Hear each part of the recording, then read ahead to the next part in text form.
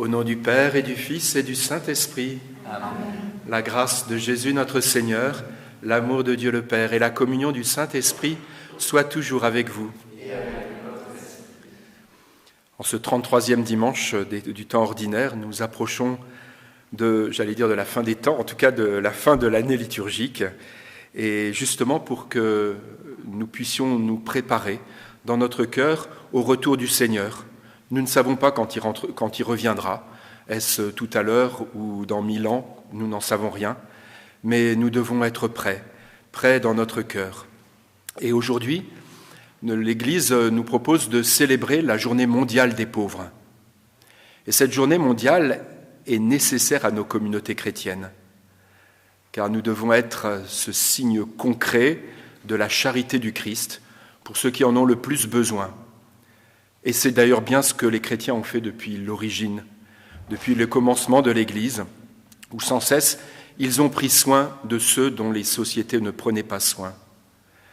Et c'est très simple parce que dans l'Évangile, Jésus s'identifie lui-même aux pauvres. Chaque fois que vous l'avez fait pour l'un de ses plus petits, c'est à moi que vous l'avez fait.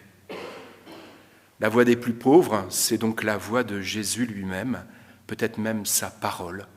Et c'est dans l'Église qu'elle doit trouver sa force. Alors à chaque fois que nous célébrons la messe, comme en ce dimanche, si nous voulons que notre sacrifice soit agréable au Seigneur, nous devons porter en nous cette solidarité avec les plus pauvres et les servir. Au seuil de cette Eucharistie, nous allons demander pardon au Seigneur pour toutes ces fois où justement nous contentons de nos richesses et de ce que nous avons, et nous oublions d'ouvrir l'espace de nos vies à ceux qui en ont besoin. Reconnaissons que nous sommes pécheurs. Je confesse à Dieu Tout-Puissant, je reconnais devant mes frères que j'ai péché en pensée, en parole, par action et par omission. Oui, j'ai vraiment péché. C'est pourquoi je supplie la Vierge Marie, les anges et tous les saints, et vous aussi, mes frères, ne priez pour moi le Seigneur notre Dieu. Que Dieu Tout-Puissant nous fasse miséricorde, qu'il nous pardonne nos péchés, qu'il nous conduise à la vie éternelle.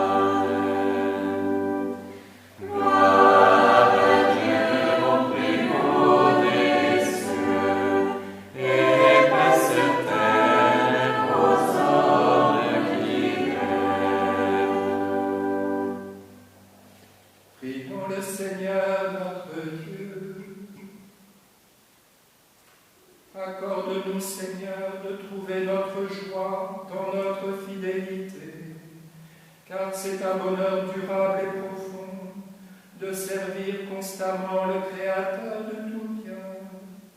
Par Jésus-Christ, ton Fils, notre Seigneur et notre Dieu, qui règne avec toi et le Saint-Esprit, maintenant et pour les siècles des siècles. Amen.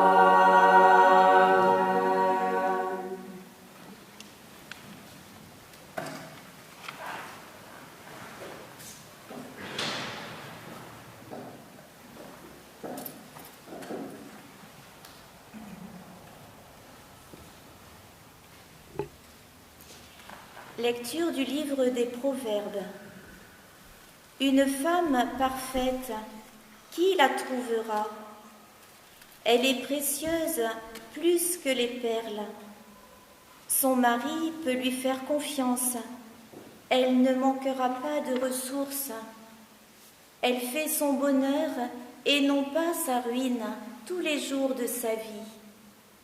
Elle sait choisir la laine et le lin, et ses mains travaillent volontiers. Elle tend la main vers la quenouille, ses doigts dirigent le fuseau, ses doigts s'ouvrent en faveur du pauvre, elle tend la main au malheureux. Le charme est trompeur, et la beauté s'évanouit. Seule la femme qui craint le Seigneur mérite la louange. Célébrez-la pour les fruits de son travail, et qu'aux portes de la ville, ses œuvres disent sa louange. Parole du Seigneur.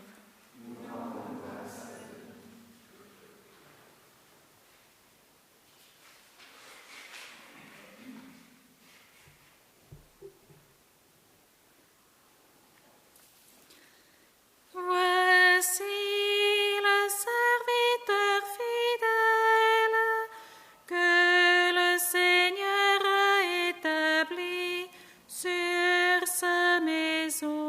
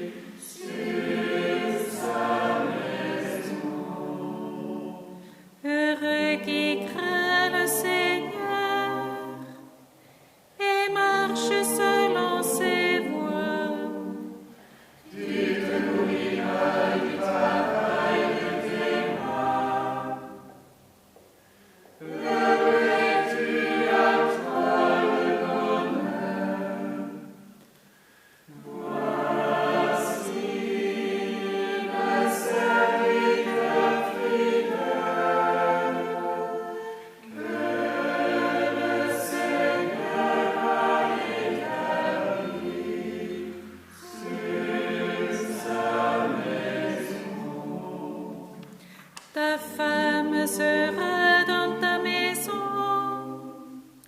comme une vigne généreuse. Et tes fils autour de la table comme les plants d'olivier. Voici le serviteur fidèle.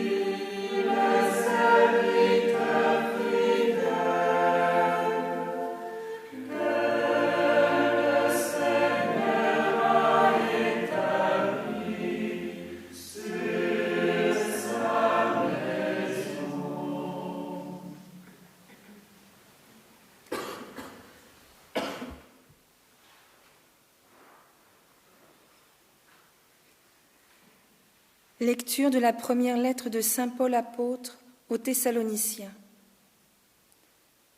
Pour ce qui est des temps et des moments de la venue du Seigneur, vous n'avez pas besoin, frères, que je vous en parle dans ma lettre. Vous savez très bien que le jour du Seigneur vient comme un voleur dans la nuit. Quand les gens diront « Quelle paix, quelle tranquillité !» c'est alors que, tout à coup, la catastrophe s'abattra sur eux, comme les douleurs sur la femme enceinte. Ils ne pourront pas y échapper. Mais vous, frères, comme vous n'êtes pas dans les ténèbres, ce jour ne vous surprendra pas comme un voleur. En effet, vous êtes tous des fils de la lumière, des fils du jour. Nous n'appartenons pas à la nuit et aux ténèbres. Alors ne restons pas endormis comme les autres, mais soyons vigilants et restons sobres. Parole du Seigneur.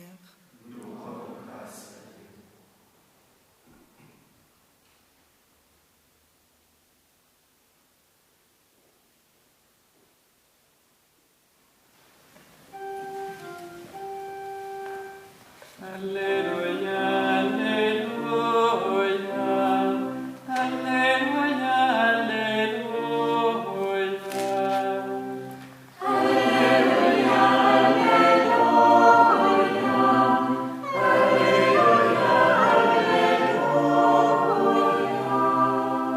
Demeurez en moi comme moi en vous, dit le Seigneur. Celui qui demeure en moi porte beaucoup de fruits. Alléluia, Alléluia, Alléluia, Alléluia. Le Seigneur soit avec vous. Et avec votre esprit. Évangile de Jésus-Christ selon saint Matthieu. Gloire à toi, Seigneur. En ce temps-là, Jésus disait à ses disciples cette parabole. C'est comme un homme qui partait en voyage. Il appela ses serviteurs et leur confia ses biens. À l'un, il remit une somme de 5 talents, à un autre 2 talents, au troisième un seul talent, chacun selon ses capacités. Puis il partit. Aussitôt, celui qui avait reçu les 5 talents s'en alla pour les faire valoir et en gagna 5 autres. De même, celui qui avait reçu 2 talents en gagna 2 autres. Mais celui qui n'en avait reçu qu'un alla creuser la terre et cacha l'argent de son maître. Longtemps après, le maître de ses serviteurs revint et il leur demanda des comptes. Celui qui avait reçu 5 talents s'approcha, présenta 5 autres talents et dit « Seigneur, tu m'as confié 5 talents, voilà, j'en ai gagné 5 autres. » Son maître lui déclara « Très bien, serviteur bon et fidèle, tu as été fidèle pour peu de choses, je t'en confierai beaucoup.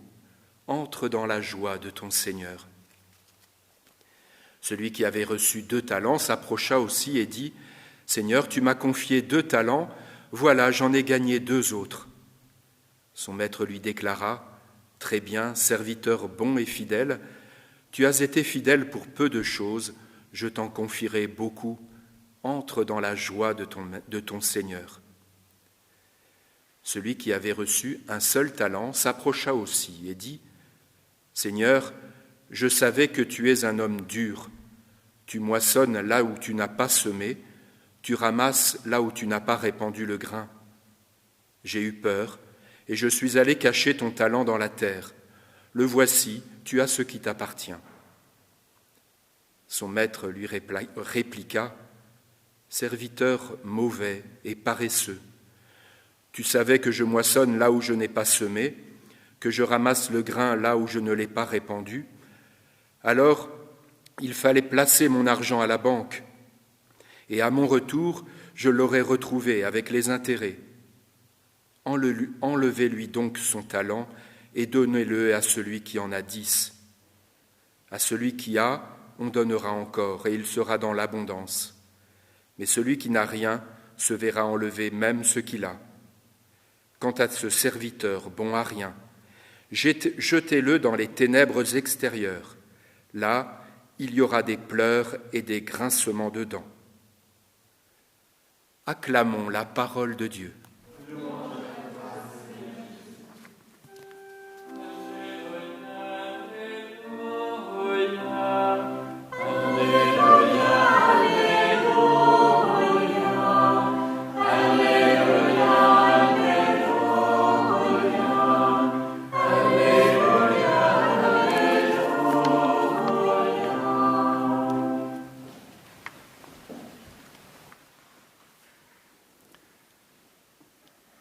Frères et sœurs, cette parabole est bien dérangeante. Mais je ne sais pas si vous avez remarqué, elle est assez intéressante, et notamment intéressant la manière dont Jésus la met en scène. On dirait qu'il fait tout pour que notre regard s'oriente vers le troisième serviteur et qu'on soit presque attendri par sa situation. Notre cœur se prend à avoir une vraie compassion pour ce pauvre homme, et tout dans le texte nous pousse sur cette voie. Il n'a que peu de capacités, et à cause de cela, il ne reçoit qu'un seul talent. N'est-ce pas une scandaleuse injustice ? Et il ne suffit pas qu'il soit défavorisé, il faut encore qu'il s'en trouve sévèrement sanctionné, qui plus est, au profit de celui qui a déjà tout. On voudrait le défendre, le consoler, pauvre victime sans défense. On voudrait le rassurer. Mais la réaction intraitable du maître de la parabole nous fait l'effet d'une douche froide. Oui, Jésus a tout fait dans son récit pour que nous soyons solidarisés avec ce troisième serviteur et même que nous nous identifions à lui. C'est pourquoi la parabole fait son effet. Nous sommes provoqués et remis en question. Examinons donc le tableau. Le maître part en voyage et confie ses biens à ses serviteurs. Le verbe original qui est employé ici pourrait se traduire « il leur livre ses biens ». Il leur livre ses biens. Comme saint Paul quand il dira « il s'est livré pour nous ». Le verbe implique un dépouillement, un dessaisissement total. On peut donc repérer que la fortune que le maître livre à ses serviteurs, c'est tout ce qu'il a, tout ce qu'il est. Comment ce maître ne ferait-il pas penser à Jésus lui-même, lui qui s'apprête à se livrer entre les mains des hommes au moment de sa passion ? Les deux premiers serviteurs se ressemblent beaucoup. Quand la parole parle du deuxième, c'est exactement dans les mêmes termes que pour le premier. Bref, il y a les deux premiers et il y a le troisième. Le maître donne à chacun selon ses capacités. Et effectivement, il n'y aura pas de surprise dans la suite de la parabole. Celui qui a reçu beaucoup va rapporter beaucoup. Mais le troisième serviteur, celui qui a reçu le moins donc, parce qu'il avait moins de capacités, celui-là ne les utilise pas. Il enfouit l'argent et ne s'en sert pas. Il se contente de le cacher. Des deux premiers, il est dit, aussitôt il s'en alla pour les faire valoir. Et chacun double la mise. À ce stade dans la parabole, il nous faut nous rendre compte des sommes qui sont en jeu. Quand le maître dit un peu plus loin « tu as été fidèle en peu de choses », c'est une manière de jouer sur les mots. J'ai fait un petit calcul d'actualisation. Un talent, le talent, vous savez, c'est une mesure de monnaie. Un talent, ça correspondrait aujourd'hui à environ 50 000 €, à peu près. Donc 5 talents, ça fait 250 000 €. Ça n'est pas tout à fait peu de choses. On ne donne pas carte blanche sur 250 000 € au premier venu. Le troisième serviteur reçoit donc l'équivalent de 50 000 €. C'est moins que les autres, certes, mais c'est quand même quelque chose. Ça n'est pas rien. On peut faire des choses avec 50 000 €. Lui, il choisit de n'en rien faire, si ce n'est de les cacher. Longtemps après, est-il dit, le maître revient. Nos serviteurs ont donc eu tout le temps nécessaire. Ils ont eu tout à la fois les moyens et le temps. Il leur demande des comptes, est-il dit. Ah ça n'était pas prévu au départ. Du moins, le maître ne l'avait pas dit. Avant même la remise des comptes, considérons comment les uns et les autres ont réagi. Les deux premiers ont reçu ces sommes importantes, donc, et ils ont agi comme si c'était leur propre bien, avec l'engagement de ceux qui gèrent leurs affaires personnelles. Ils ont engagé toute leur capacité, et ça a bien rapporté. Le troisième n'a pas travaillé. Il n'a pas utilisé ses capacités. Il a considéré que les biens donnés par le maître ressemblaient plus à un danger qu'à une opportunité. Il a surtout veillé à ne pas le perdre ou à ne pas se le faire voler. Il n'a donc voulu prendre aucun risque. Tout son soin a consisté à creuser profond pour bien cacher l'argent. Par contraste, on voit bien que les deux autres, en recevant leurs talents, comme si c'était les leurs, ont choisi de prendre des risques. On ne fait pas des affaires sans prendre des risques. Ce qui devient particulièrement intéressant, c'est justement ce qui se passe au moment de la remise des comptes. Les deux premiers serviteurs, ceux qui ont agi comme si les talents étaient les leurs, ceux-là remettent tout à leur maître, comme si plus rien ne leur appartenait. Ils en ont pourtant gagné la moitié par eux-mêmes. Mais à présent, ils s'en détachent spontanément et considèrent que tout revient à leur maître. Le troisième, lui, se sent obligé de s'expliquer. Et voilà qu'il se met à parler abondamment. Dans sa prise de parole, il nous semble plus humain que les deux autres, plus proche de nous. Le problème, c'est qu'en réalité, ces paroles montrent qu'il n'est pas libre du tout, que son soi-disant détachement est en réalité une prison. « J'ai eu peur », dit-il, « j'ai eu peur ». Et il développe. Il justifie son attitude par ce qu'il prétend savoir. « Je savais que tu es un homme dur ». Et le voilà qui parle beaucoup pour dire ce qu'il sait, ou plutôt ce qu'il croit savoir. Il parle et il se justifie, mais il s'est rendu inutile. La fin de la parabole est là pour nous faire sortir de notre torpeur. Le troisième serviteur, celui auquel nous nous sommes secrètement identifiés, le maître le qualifie désormais de mauvais et de paresseux. Le seul talent qu'il a reçu, il se le fait enlever pour qu'il soit donné à celui qui en a 10. Il était dans des mains improductives. Le maître le réinvestit là où il va pouvoir fructifier à plein. Au passage, notre idéal d'équité en prend un sacré coup.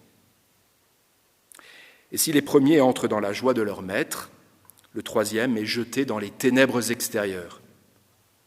Il est mis dehors, comme pour consacrer l'absence de relation qu'il a mis lui-même entre le maître et lui. La séparation désormais est comme établie. Quelle image ce troisième serviteur pouvait-il avoir de son maître quand il dit « je savais », ce regard de peur, ces spéculations intérieures, cette priorité à la sécurité, tout cela l'a paralysé et l'a conduit à un repli mortifère. Mortifère, c'est-à-dire qui conduit à la mort, tout simplement. Ne devons-nous pas considérer en effet que la vie, c'est la croissance, et là où on s'enferme dans un dépôt sécuritaire, on se place sous le registre de la mort. En repérant la manière dont Jésus a proposé la parabole, donc, et l'attitude de complaisance qu'il a ainsi dévoilée en nous, nous comprenons que le Seigneur nous montre la tentation qui pourrait bien nous paralyser tous. Je vous propose de reprendre ce que nous avons appris de la parabole, donc. Elle semble traiter de la gestion des affaires, mais en réalité, ce que le Seigneur nous livre, ce n'est pas seulement quelques milliers d'euros, mais c'est sa propre vie. Et c'est le principe même du salut du monde qu'il a remis entre nos mains. Cette responsabilité est bien plus qu'une fortune à gérer. Il y va du royaume de Dieu à développer, à faire croître. Ce royaume ne nous appartient pas, mais Jésus voudrait que nous y investissions toute notre énergie, comme s'il s'agissait de notre propre vie à nous, de notre propre avenir. Il pointe le troisième serviteur et son attitude servile et défensive, afin de nous montrer le risque qui nous guette si nous ne prenons pas la mesure de notre mission de baptiser. Ce troisième serviteur, qui a été aveuglé par la peur, est complètement passé à côté de la mission confiée. Il a raté sa vie. Il était appelé à entrer dans la joie de Dieu en participant à l'œuvre du salut. Or, il est resté dans la tristesse de son ego, méconnaissant la confiance que lui faisait son maître. Cette parabole nous place au jour du jugement, à la fin des temps. Elle nous est donnée en cette journée mondiale des pauvres, où l'Église tourne notre regard vers ceux qui sont confiés à notre responsabilité. Les pauvres sont ceux à qui tout manque, qui manquent des biens nécessaires à la vie, ou qui manquent du bien le plus nécessaire, qui est le Christ reçu en Église. Ces pauvres nous sont confiés, nous sont livrés, tant Jésus s'identifie à eux, afin qu'unis à eux, nous devenions un seul peuple de serviteurs, que nous multiplions notre humanité en vivant avec eux la communion fraternelle. Et sur ce sujet-là, Jésus ne nous laissera jamais tranquilles. Il veut que nous engagions notre intelligence, nos forces, nos initiatives, que nous engagions toutes les ressources de notre foi, de notre espérance, de notre charité, pour faire fructifier les germes du royaume de Dieu qu'il a confié à l'Église depuis le commencement et jusqu'à la fin des temps.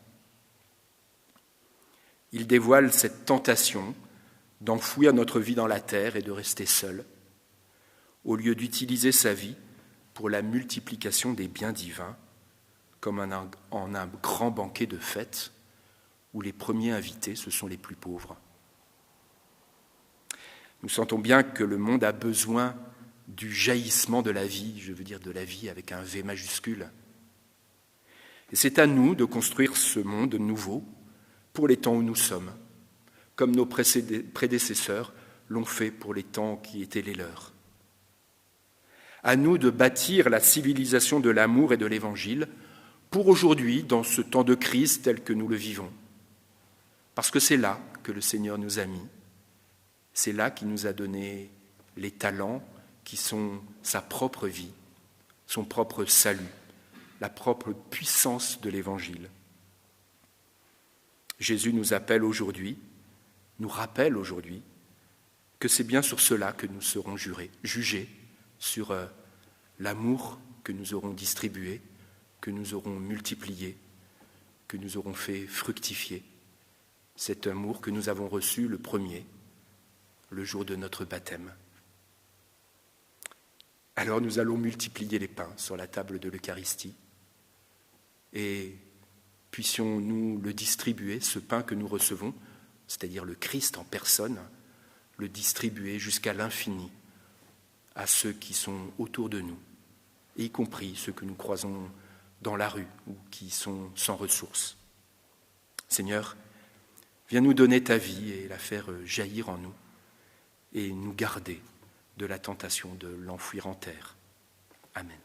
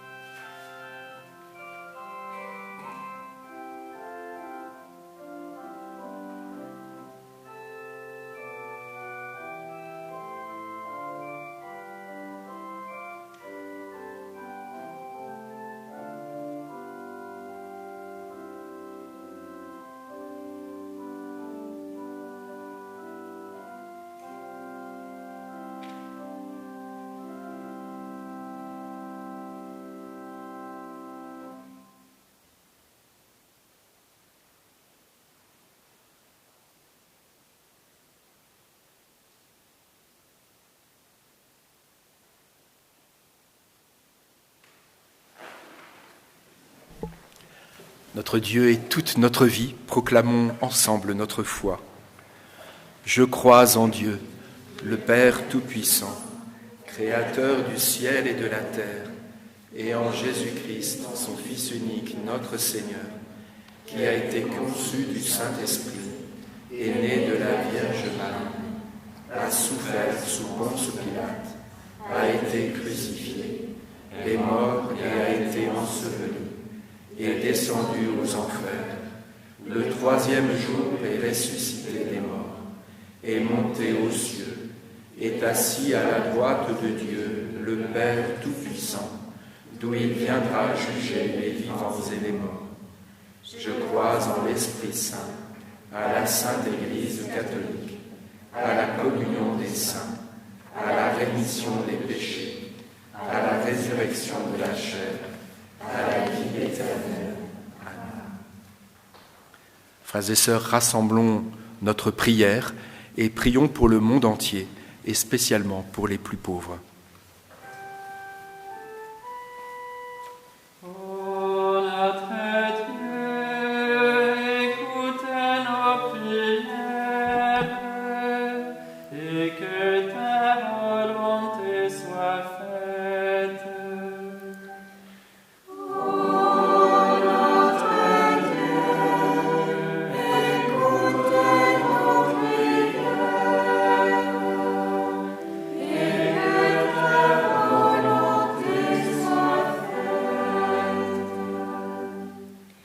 Vous êtes tous des fils de lumière, pour que tous les membres de l'Église rayonnent de la joie de l'Évangile auprès de tous et particulièrement auprès des plus pauvres.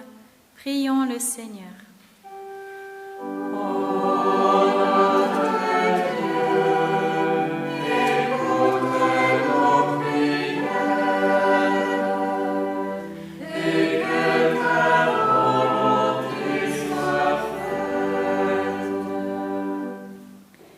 L'homme confia ses biens à ses serviteurs, pour que les chercheurs, les inventeurs, les ingénieurs travaillent à bâtir un monde plus fraternel.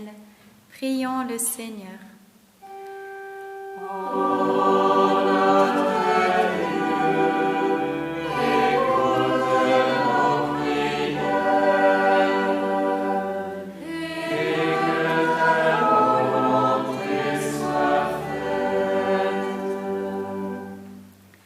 Entre dans la joie de ton Seigneur, pour que tous ceux qui souffrent, ceux qui ont perdu l'espoir et les laissés pour compte, retrouvent l'espérance de la foi et la beauté de la vie. Prions le Seigneur.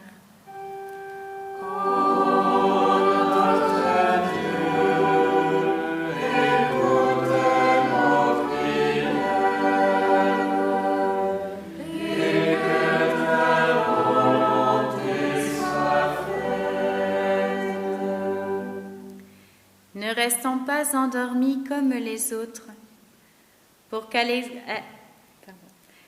l'exemple des volontaires du Secours catholique et des autres associations caritatives au service des plus pauvres, notre foi et notre charité grandissent de jour en jour.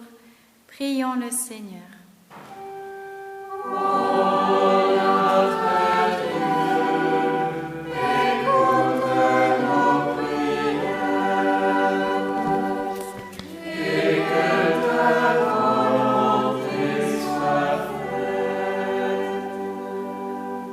Dieu qui sauve tous les hommes et ne veut en perdre aucun, écoute la prière de ton peuple et donne-lui la joie d'être exaucé par Jésus le Christ, notre Seigneur. Amen.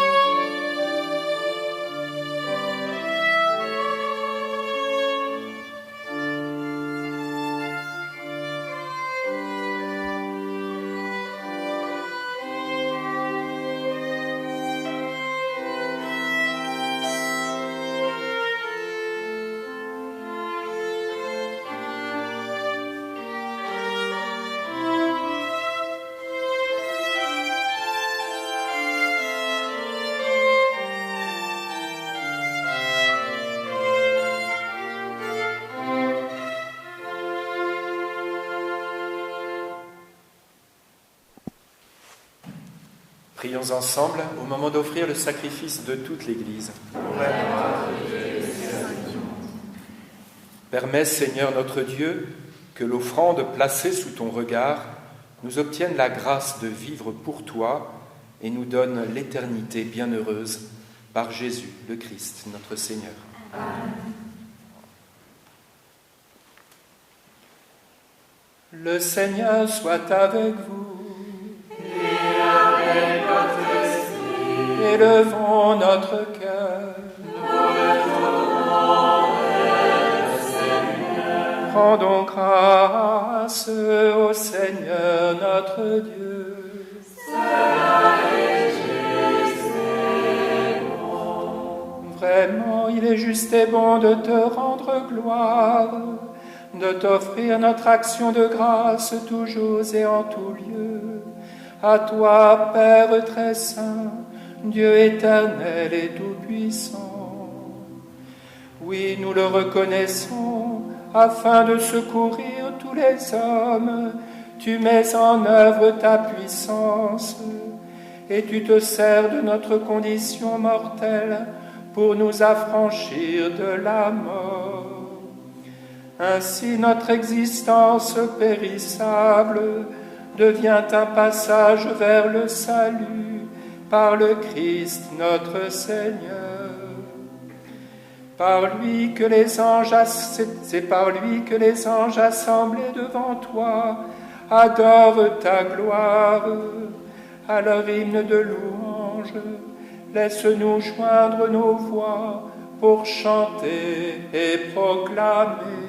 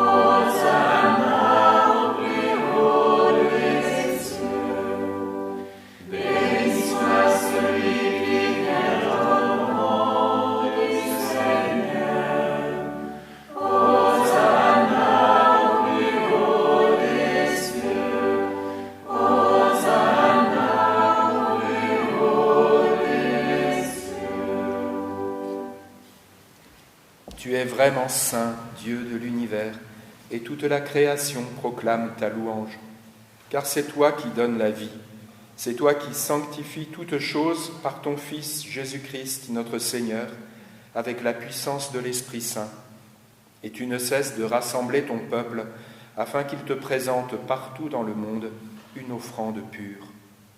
C'est pourquoi nous te supplions, c'est pourquoi nous voici rassemblés devant toi, et dans la communion de toute l'Église, en ce premier jour de la semaine, nous célébrons le jour où le Christ est ressuscité d'entre les morts. Par lui que tu as élevé à ta droite, Dieu Tout-Puissant, nous te supplions de consacrer toi-même les offrandes que nous apportons. Sanctifie-les par ton Esprit, pour qu'elles deviennent le corps et le sang de ton Fils, Jésus-Christ notre Seigneur, qui nous a dit de célébrer ce mystère. La nuit même où il fut livré, il prit le pain. En te rendant grâce, il le bénit, il le rompit et le donna à ses disciples en disant : « Prenez et mangez-en tous, ceci est mon corps livré pour vous. »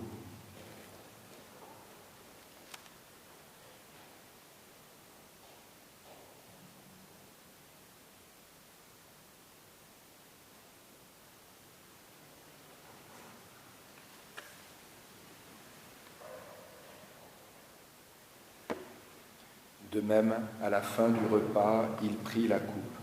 En te rendant grâce, il la bénit et la donna à ses disciples en disant : « Prenez et buvez-en tous, car ceci est la coupe de mon sang, le sang de l'alliance nouvelle et éternelle, qui sera versé pour vous et pour la multitude en rémission des péchés. Vous ferez cela en mémoire de moi.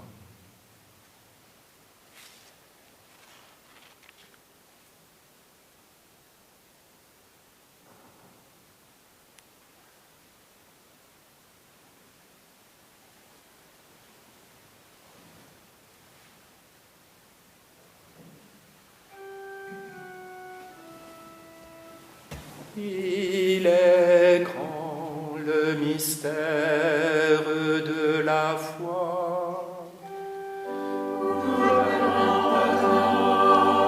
Seigneur ressuscité, et nous attendons que tu viennes.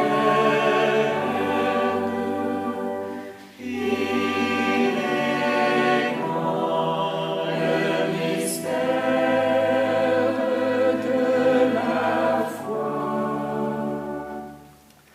En faisant mémoire de ton Fils, de sa passion qui nous sauve, de sa glorieuse résurrection et de son ascension dans le ciel, alors que nous attendons son dernier avènement, nous présentons cette offrande vivante et sainte pour te rendre grâce. Regarde, Seigneur, le sacrifice de ton Église et daigne reconnaître celui de ton Fils qui nous a rétablis dans ton alliance.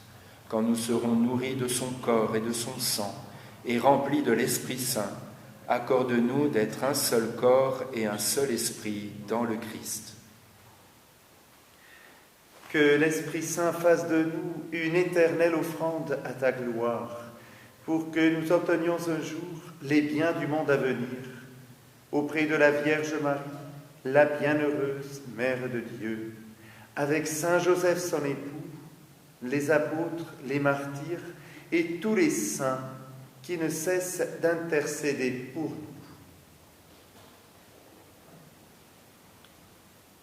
Et maintenant, nous te supplions, Seigneur, par le sacrifice qui nous réconcilie avec toi, étends au monde entier le salut et la paix. Affermis la foi et la charité de ton Église au long de son chemin sur la terre. Veille sur ton serviteur, notre pape François, et notre évêque Nicolas, l'ensemble des évêques, les prêtres, les diacres et tout le peuple des rachetés. Écoute les prières de ta famille assemblée devant toi et ramène à toi, Père très aimant, tous tes enfants dispersés. Pour nos frères défunts, pour les hommes qui ont quitté ce monde et dont tu connais la droiture, nous te prions. Reçois-les dans ton royaume où nous espérons être comblés de ta gloire, tous ensemble et pour l'éternité, par le Christ notre Seigneur, par qui tu donnes au monde toute grâce et tout bien.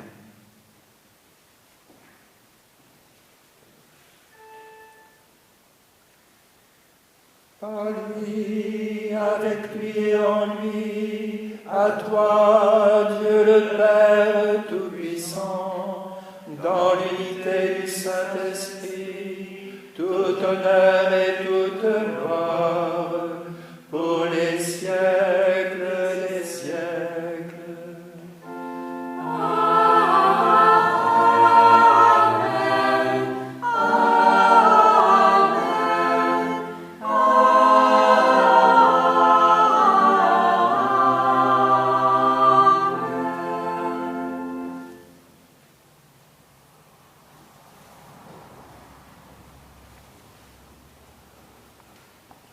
Unis dans le même esprit, nous pouvons dire avec confiance la prière que nous avons reçue du Sauveur. Notre Père, qui es aux cieux, que ton nom soit sanctifié, que ton règne vienne, que ta volonté soit faite sur la terre comme au ciel. Donne-nous aujourd'hui notre pain de ce jour. Pardonne-nous nos offenses, comme nous pardonnons aussi à ceux qui nous ont offensés. Et ne nous laisse pas entrer en tentation, mais délivre-nous du mal. Délivre-nous de tout mal, Seigneur, et donne la paix à notre temps. Par ta miséricorde, libère-nous du péché, rassure-nous devant les épreuves, en cette vie où nous espérons le bonheur que tu promets et l'avènement de Jésus-Christ, notre Sauveur. car c'est à toi qu'appartiennent le règne, la puissance et la gloire, pour les siècles des siècles. Seigneur Jésus-Christ, tu as dit à tes apôtres, « Je vous laisse la paix, je vous donne ma paix. » Ne regarde pas nos péchés, mais la foi de ton Église.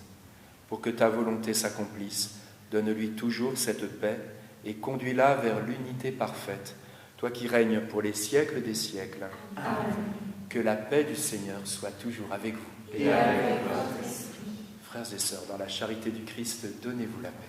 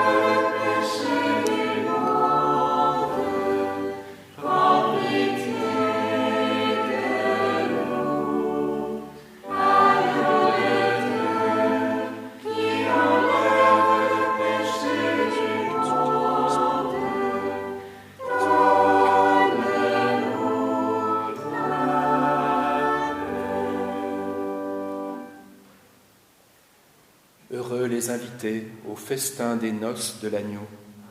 Voici l'agneau de Dieu qui enlève le péché du monde.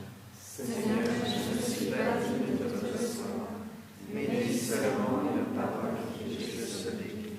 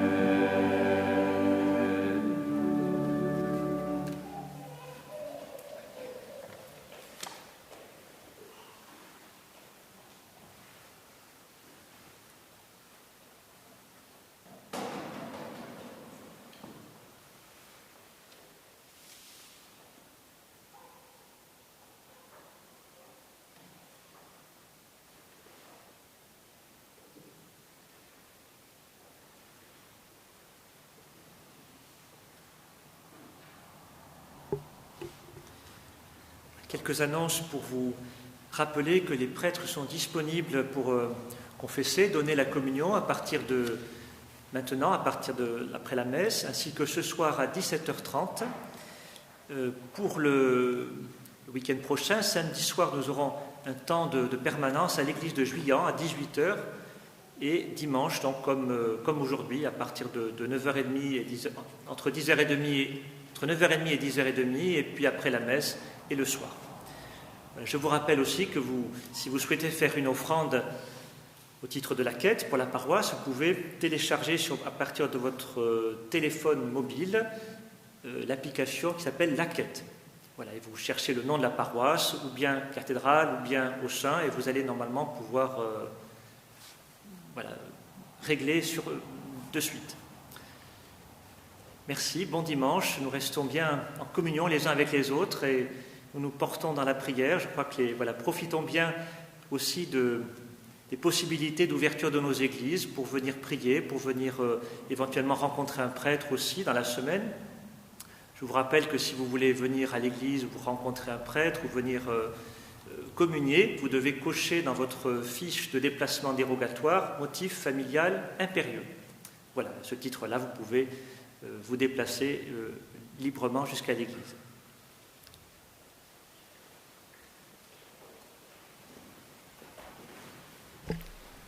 Prions encore le Seigneur. Nous venons de communier, Seigneur, au don sacré du corps et du sang de ton Fils, et nous te prions humblement que cette Eucharistie offerte en mémoire de lui, comme il nous a dit de le faire, augmente en nous la charité par Jésus le Christ, notre Seigneur. Amen. Le Seigneur soit avec vous, et que Dieu Tout-Puissant vous bénisse, le Père, le Fils et le Saint-Esprit. Amen.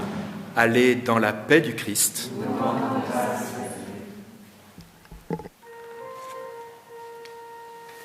Dieu t'a donné, ô Marie, un vêtement de salut, ma bien-aimée, belle et sans tache, jamais péché ne fut en toi.